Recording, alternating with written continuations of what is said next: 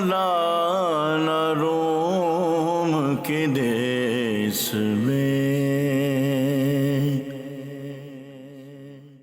الحمدللہ رب العالمین والصلاة والسلام علی سید الانبیاء والمرسلین اما بعد فاعوذ باللہ من الشیطان الرجیم بسم اللہ الرحمن الرحیم۔ محترم ناظرین اکرام، پروگرام ہے ہمارا مولانا روم رحمۃ اللہ تعالی کے دیس میں۔ ترکی میں ویسے تو بڑے بڑے اکابرین ہیں، صحابہ اکرام بھی ہیں، انبیاء علیہ السلام بھی ہیں، لیکن یہ نام کیوں رکھا ہے اس کی بھی ایک وجہ ہے۔ اللہ نے چاہا تو اس کی وجہ بھی آپ کے سامنے بیان کریں گے۔ یہ پروگرام دیکھتے رہیں گے آپ تو اس کی وجہ بھی آپ کو پتہ چل جائے گی۔ کافی عرصے سے ایک خواب تھا کہ ترکی کا سفر کیا جائے۔ جو اللہ سے ملا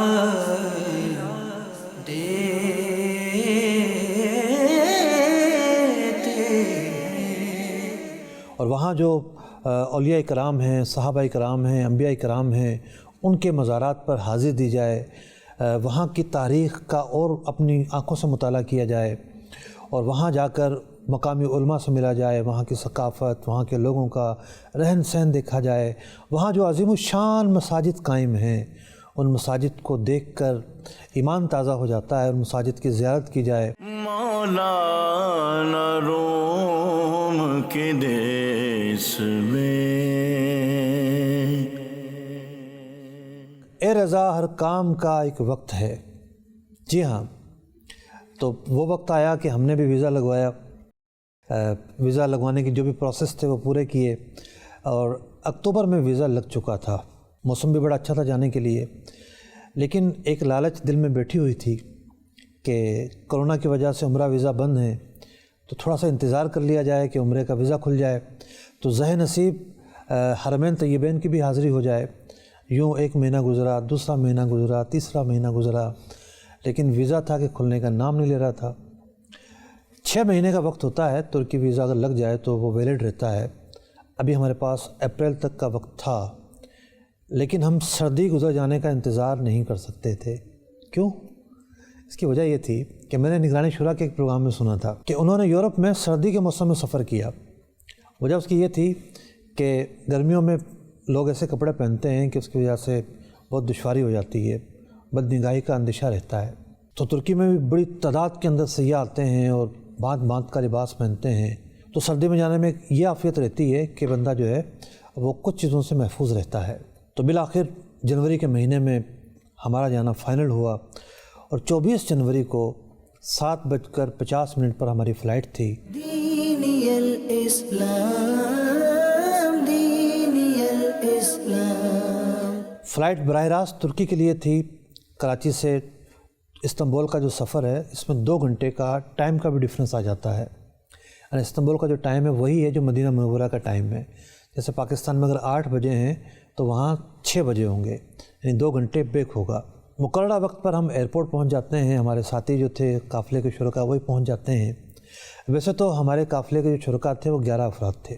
11 افراد پر مشتمل ایک قافلہ تھا، لیکن 3 افراد ویزا لگنے کے باوجود جو ہے نہ جا سکے۔ ایک کی کاروباری اہم مصروفیات آڑے آئی۔ ہمارے ایک جو ساتھی تھے ان کا کورونا ٹیسٹ پازیٹیو آ گیا، اور ہمارا ایک جو ساتھی تھے ان کی بچی کی شادی 10 فروری کو تھی۔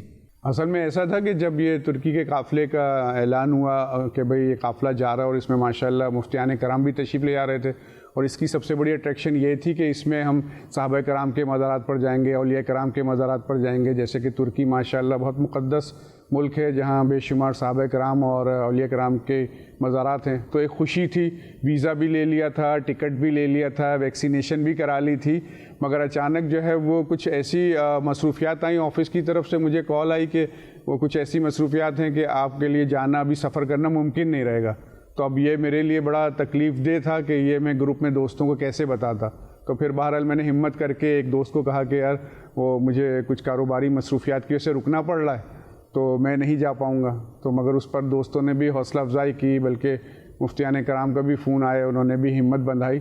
مگر یہ کہ میں ویسے تو نہیں جا سکا، جانے سے رہ گیا کہ جیسے جیسے جب یہ لوگ آن لائن آتے تھے تو فیس بک وغیرہ پر تو میں فوراً جو ہے وہ لائیو ہو جاتا تھا ان کے ساتھ۔ ہمارے مفتی علی اصغر صاحب، ہمارے مفتی حسان صاحب، ان کے ساتھ ترکی کا سفر ڈیزائن کیا گیا، اور ہمارے اسلامی بھائی ہیں فیصل بھائی، ان کا میرے پاس میسیج آیا کہ بھئی اس طرح سے ہم جانے کی ترکیب بنا رہے ہیں، کیا ارادہ ہے؟ اور انہوں نے جو تاریخ بتائی تھی، میرے سمجھنے یا ان کے کہنے میں کوئی شاید مسٹیک ہوئی، تو میں ان تاریخوں کو سمجھا اور ان تاریخوں میں نے اوکے بھی کر دیا، ویزا بھی لگ گیا، ٹکٹ بھی بن گئی، لیکن چونکہ قدرت کو کچھ اور منظور تھا، میری بچی کی شادی تھی، تو اس سبب سے وہ تاریخیں ایسی ہو گئیں کہ میں ان کے ساتھ سفر نہ کر سکا۔ باقی 8 افراد رہ گئے مجھ سمیت۔ ہم لوگ مقررہ وقت پر ایئرپورٹ پہنچے، فجر کی نماز وہیں ادا کی اور اس کے بعد جہاز کی طرف بڑھے۔ جہاز کے چلنے کا جو ٹائم تھا، اس ٹائم پر چلنے کے لیے جہاز نے اپنے دروازے بند کیے اور ریگنا شروع کر دیا۔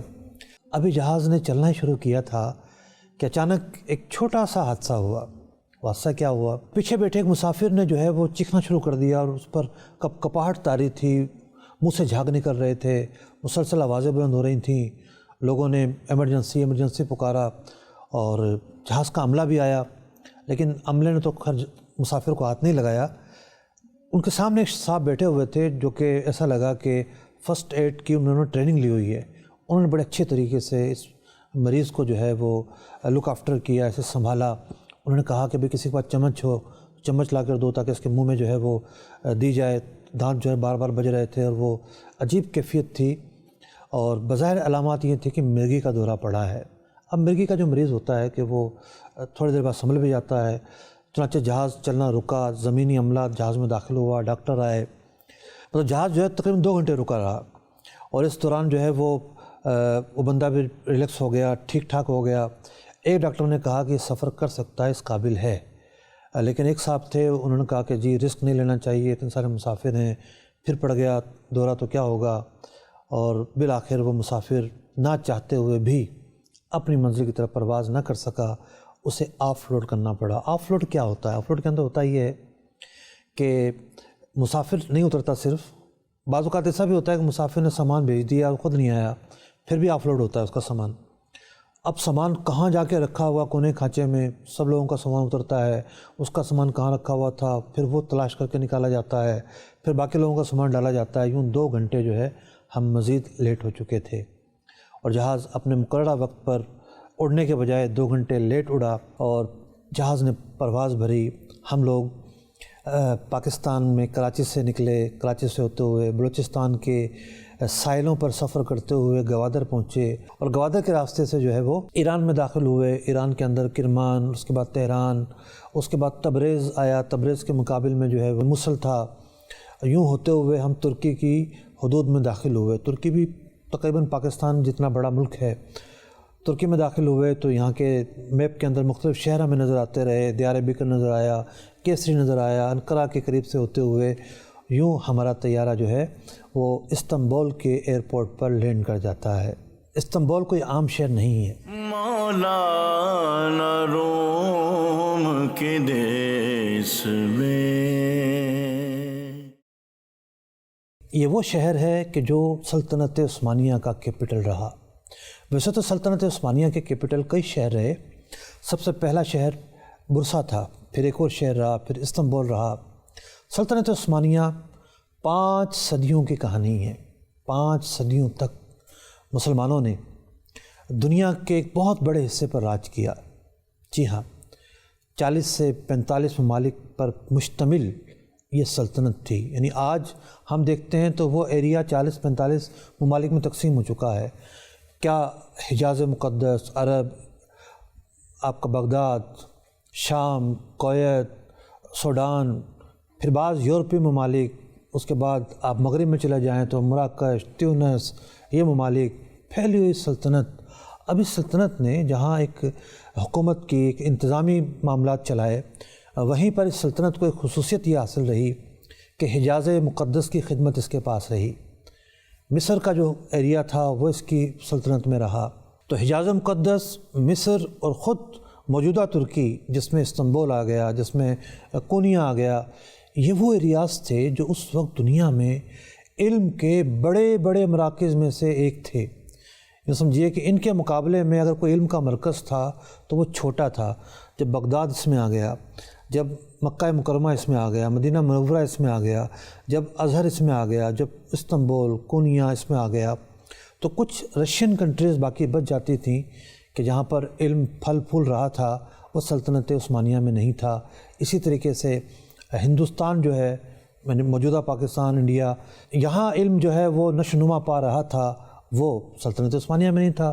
لیکن سلطنت عثمانیہ کے اندر آپ اندازہ لگائیے علمی خدمات کتنی ہوئیں، لاکھوں کتابیں لکھی گئیں۔ میں پڑھ رہا تھا ایک کتاب میں، غازی عثمان کے صاحبزادے تھے اور خان سب سے پہلے انہوں نے جو ہے وہ لشکر کا ایک مفتی مقرر کیا۔ انہوں نے کہا کہ اتنے سارے لوگ ساتھ ہوتے ہیں میرے، ان کے مسائل ہوتے ہیں، تو آپ سفر میں ساتھ رہیں تاکہ ان کے جو دینی مسائل ہیں وہ آپ دیکھ سکیں۔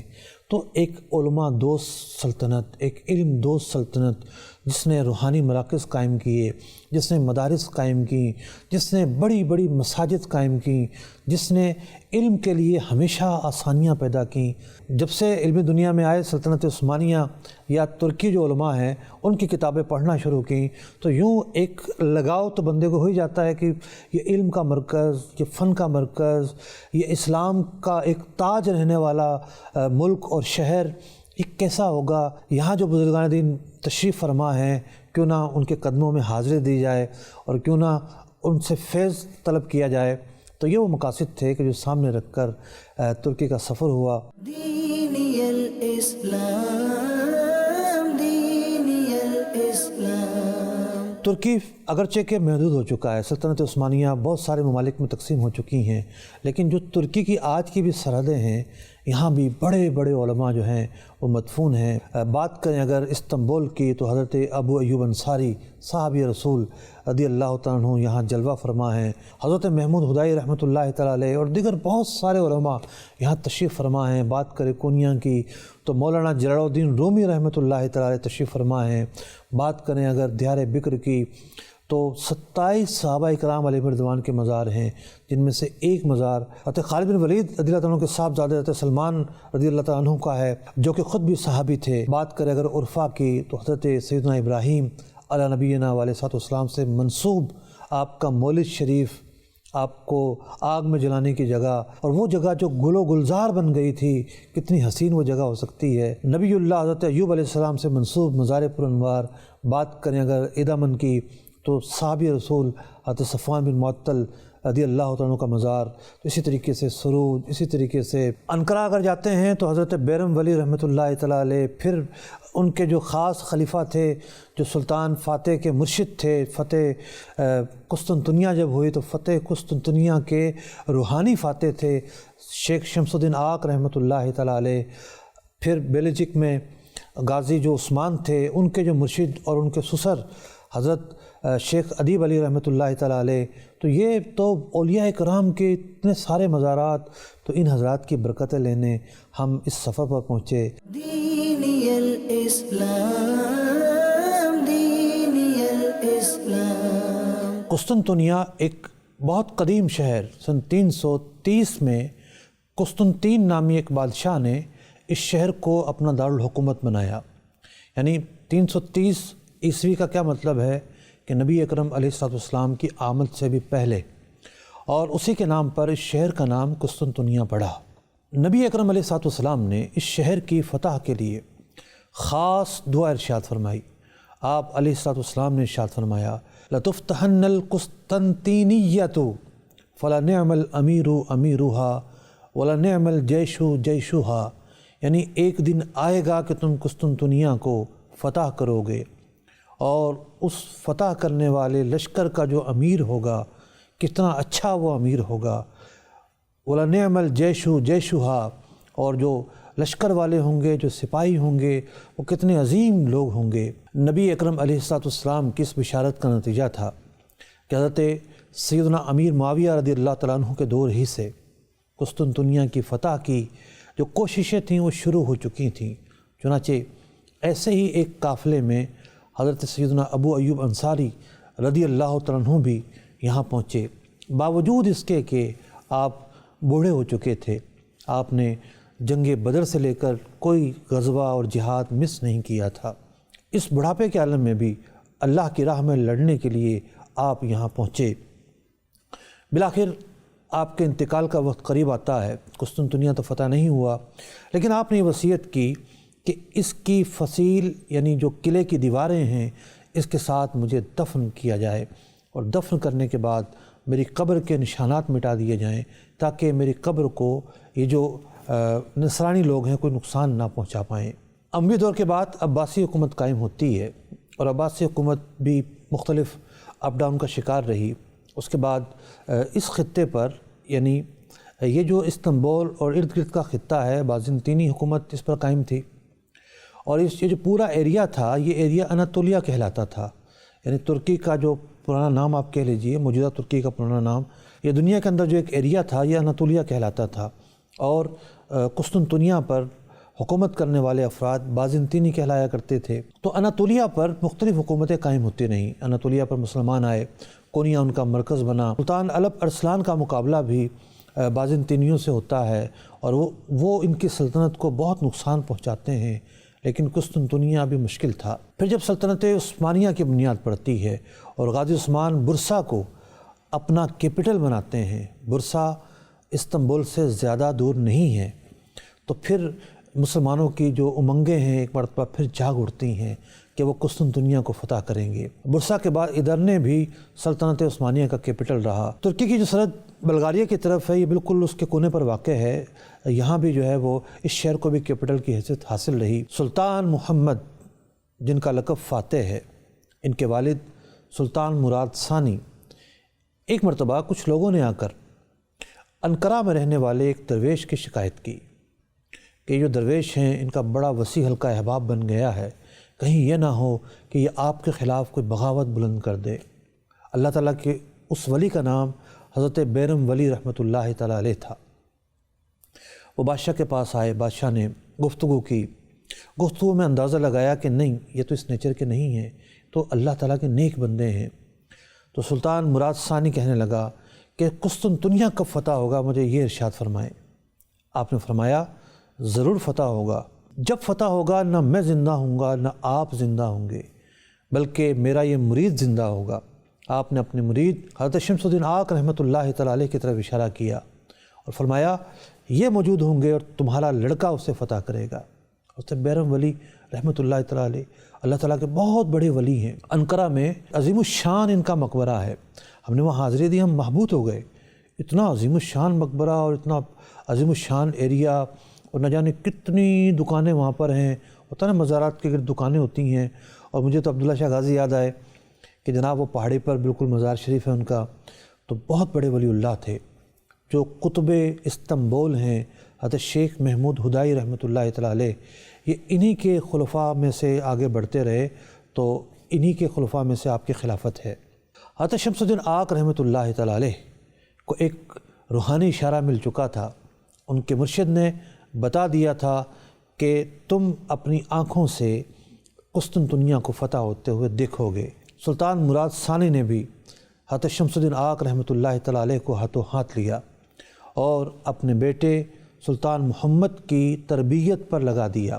سلطان محمد کے پہلے استاد جنہوں نے ان کو قرآن پڑھایا وہ حضرت علامہ اسماعیل قرآنی رحمۃ اللہ تعالیٰ علیہ ہیں۔ اس کے بعد حضرت شیخ شمس الدین آق رحمۃ اللہ تعالیٰ علیہ کی تربیت میں آ گئے، اور بچپن ہی سے انہوں نے سلطان فاتح کے دل کے اندر اللہ کے راہ میں لڑنے کا جذبہ پیدا کیا، اور قسطنطنیہ کی جو فضیلت تھی، یعنی اسے فتح کرنے کی جو فضیلت تھی وہ ان کے دل میں ڈال دی، اور ان کی بڑے آسن انداز میں تربیت کی۔ 833 ہجری بمطابق 1439 کو سلطان محمد فاتح پیدا ہوتے ہیں، اور صرف 53 سال دنیا میں رہنے کے بعد 886 سن ہجری اور 1481 عیسوی کو ان کا انتقال ہوتا ہے۔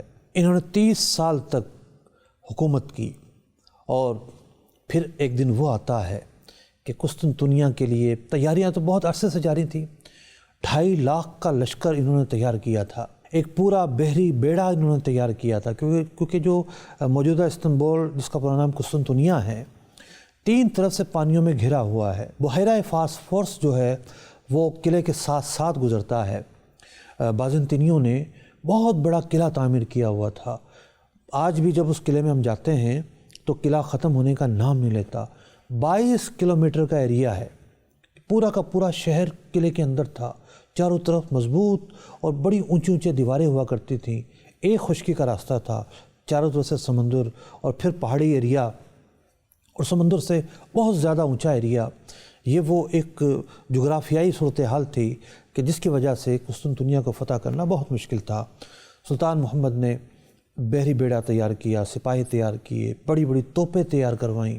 ایک توپ کا وزن تو صرف 100 ٹن تھا، اور جب مشینری کا دور نہیں تھا، یہ ساری چیزیں تیار کروا کے لشکر کشی کی، یہاں لا کر پڑاؤ کر دیا، اور مسلسل توپوں کے وار ہوتے رہے قلعے پر۔ دیواروں کا اگر نقصان پہنچتا تو وہ لوگ دوبارہ سے اس کی تعمیر کر لیتے۔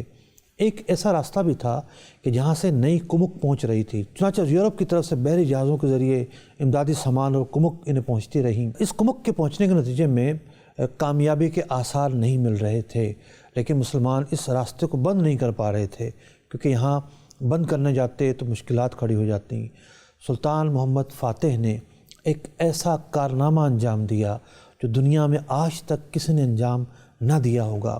انہوں نے اس جگہ پر جہاز اتارنے کے لیے کہ جس سے بحری راستہ بند ہو جائے اور نئی کمک نہ پہنچ پائے، زمین پر بحری جہاز چلائے۔